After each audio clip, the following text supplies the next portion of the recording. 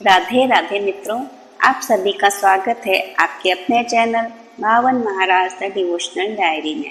मित्रों, आज मैं आप सभी को भाद्र मास के शुक्ल पक्ष की अनंत चतुर्दशी की कथा सुनाने जा रही हूँ। कथा सुनने से पहले अगर आपने चैनल को सब्सक्राइब नहीं किया है तो प्लीज़ सब्सक्राइब कर लीजिए। सबसे पहले आप सभी को अनंत चतुर्दशी की हार्दिक शुभकामनाएं। भाद्रपद शुक्ल पक्ष की चतुर्दशी को अनंत चतुर्दशी के नाम से जाना जाता है। इस दिन भगवान श्री विष्णु के अनंत रूप की पूजा की जाती है। कहा जाता है कि यदि कोई व्यक्ति इस व्रत को लगातार नियम पूर्वक 14 वर्षों तक करता है तो उसे विष्णु लोक की प्राप्ति होती है। भगवान विष्णु का एक नाम सत्यनारायण भी है। इसी कारण इस दिन सत्यनारायण भगवान की कथा और पूजन किया जाता है। इसी दिन गणपति विसर्जन का भी धार्मिक समारोह होता है जो लगातार 10 दिनों तक चलता है। इस दिन गणेश जी की प्रतिमा को बहते हुए नदी तालाब में विसर्जित किया जाता है। अब आइए जानते हैं अनंत गुणा फल देने वाली अनंत चतुर्दशी की कथा। कथा के अनुसार प्राचीन काल में गंगा जी के तट पर धर्मराज युधिष्ठिर ने वीर जरासंध को मारने के लिए राजसूय यज्ञ का आयोजन किया था। इस राजसूय यज्ञ को करने के लिए एक ऐसे मंडप का निर्माण कराया गया जिसमें जल और थल की भिन्नता का पता ही नहीं चल रहा था, यानी जल में थल और थल में जल की भ्रांति हो रही थी। युधिष्ठिर ने राजसूय यज्ञ में कई राजा महाराजाओं को भी आमंत्रित किया।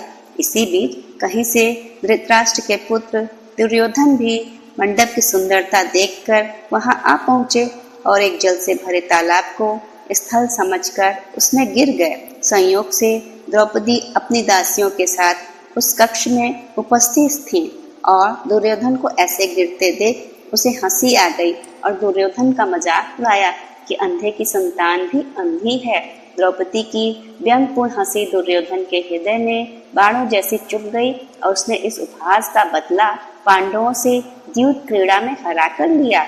पराजित होने पर प्रतिज्ञा के अनुसार पांडवों को 12 वर्ष का वनवास भोगना पड़ा, जहां उन्हें अत्यधिक कष्टपूर्ण जीवन व्यतीत करना पड़ा। एक बार जब भगवान कृष्ण उनसे मिलने आए तो युधिष्ठिर ने अपने दुखों से छुटकारा पाने का उपाय पूछा। तब श्री कृष्ण ने कहा, हे युधिष्ठिर, तुम अनंत भगवान का व्रत विधि पूर्वक करो, जिससे तुम्हारे समस्त कष्ट दूर हो जाएंगे और तुम्हारा खोया हुआ राज्य फिर से प्राप्त हो जाएगा। जब युधिष्ठिर ने अनंत चतुर्दशी पर किए जाने व्रत का महात्मा कृष्ण जी से पूछा तो श्री कृष्ण ने उन्हें एक कथा सुनाई। प्राचीन काल में सुमंत नाम का एक तपस्वी ब्राह्मण था। उसकी पत्नी का नाम दीक्षा था। उसकी एक अत्यधिक सुंदर धनपरायण कन्या थी जिसका नाम सुशीला था।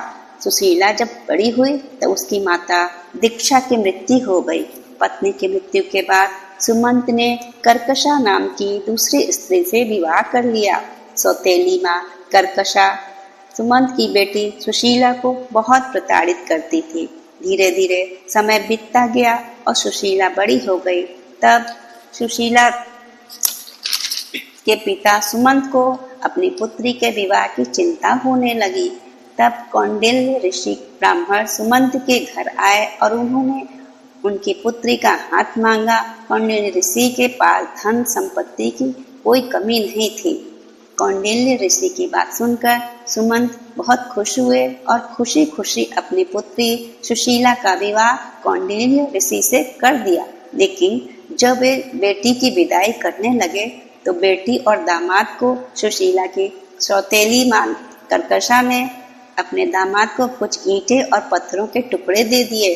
कौंडिल्य ऋषि सौतेली माता के इस कृत्य से बहुत दुखी हुए, लेकिन बिना कुछ कहे अपनी पत्नी सुशीला को लेकर आश्रम की ओर चले गए। परंतु रास्ते में ही रात हो गई और वे एक नदी के किनारे बैठकर संध्या पाठ करने लगे।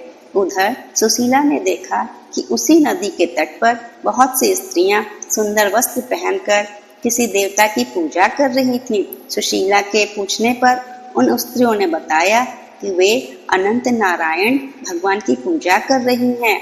इस पर सुशीला ने पूछा, ये अनंत नारायण भगवान कौन है? तब उन स्त्रियों ने बताया, अनंत नारायण भगवान श्री विष्णु कृष्ण के ही एक रूप हैं और शेषनाग काल के रूप से विद्यमान रहते हैं, इसलिए दोनों की सम्मिलित पूजा की जाती है। यह सुनकर सुशीला ने पूछा, इस व्रत का क्या नाम है? सुशीला के पूछने पर उन स्त्रियों ने विधि पूर्वक अनंत व्रत की महत्ता बताई और कहा, जो भी व्यक्ति इस अनंत व्रत को करता है उसे अनंत गुणा फल की प्राप्ति होती है। अनंत व्रत की महत्ता सुनकर सुशीला बहुत प्रभावित हुई और सुशीला ने भी अनंत व्रत का अनुष्ठान किया तथा 14 गांठों वाले डोरे को हाथ में बांधकर ऋषि कौंडिल्य के पास आ गए, क्योंकि अनंत व्रत धारण करने वाले को अपने हाथ में डोरा बांधना जरूरी होता है। कौंडिल्य ऋषि ने सुशीला के हाथ में बंधे डोरे के बारे में पूछा तो सुशीला ने उन्हें सारी बात बताई, लेकिन ऋषि को लगा कि सुशीला ऐसा डोरा बांधकर मुझे अपने वश में करना चाहती है, इसलिए उन्होंने अनंत डोरे को तोड़कर अग्नि में जला दिया, जिससे अनंत भगवान जी का अपमान हुआ और भगवान नाराज हो गए, जिसका परिणाम यह हुआ कि धीरे धीरे ऋषि कौंडिल्य दुखी रहने लगे और उनकी सारी धन संपत्ति नष्ट होने लगी और अंत में वे पूरी तरह गरीब हो गए। तब उन्होंने अपनी पत्नी से सारी संपत्ति नष्ट हो जाने का कारण पूछा। तब सुशीला ने उन्हें अनंत भगवान का डोरा जलाने की बात याद दिलाई। भगवान अनंत का अपमान करने के कारण ऋषि को बहुत पश्चाताप हुआ और इस पश्चाताप के कारण वे अनंत डोरे की प्राप्ति के लिए वन की ओर चले गए और कई दिनों तक भटकते रहे और भटकते भटकते निराश होकर पृथ्वी पर गिर पड़े। तभी अनंत भगवान प्रकट होकर बोले, हे कौंडिल्य, तुमने मेरा तिरस्कार किया था, उसी से तुम्हें इतना कष्ट भोगना पड़ा। अब तुमने पश्चाताप किया है तो अब मैं तुमसे प्रसन्न हूँ। अब तुम घर जाकर विधि विधान से अनंत व्रत को करो। लगातार 14 वर्षों तक व्रत करने से तुम्हारा दुख दूर हो जाएगा, फिर से तुम धन धान्य सुख संपत्ति से संपन्न हो जाओगे। कौंडिल्य ऋषि ने अनंत भगवान के कहे अनुसार 14 वर्षों तक अनंत व्रत को किया और उन्हें समस्त धन संपत्ति वापस मिल गई। भगवान श्री कृष्ण की आज्ञा से युधिष्ठिर ने भी अनंत भगवान की 14 वर्षों तक विधि पूर्वक व्रत किया, जिसके प्रभाव से पांडव महाभारत के युद्ध में विजयी हुए। उसी समय से अनंत व्रत का प्रचलन हुआ। इस प्रकार अनंत व्रत की कथा पूर्ण हुई। कथा में जो भी त्रुटि हो गई हो उसके लिए भगवान से क्षमा प्रार्थना अवश्य करें। जय श्री हरि विष्णु।